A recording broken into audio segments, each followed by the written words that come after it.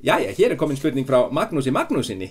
Frímann, hvenær verður smásagnasafnið Undir rós endurútgefið? Vitið það svo margir sem að þetta líklega ein mikilvægasta spurningi sem brennur á fólki á Íslandi í dag. Það hvenær verður þessi bók gefin út? Það alltaf verið að spyrja með þessu og ég verð bara því miður að segja að ég veit það ekki. Ég er að reyna að koma þessari bók fyrir hjá útgefendum í útlöndum.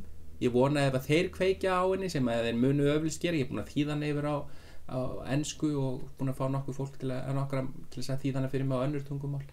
Þannig að vonandi kveikja íslenski bókaútgefendur á perunni bráðlega, en ég er ekki bjartsýnn það. Þetta nú ekki miklir bóar ef ég segi sem svo, en krossum fingur.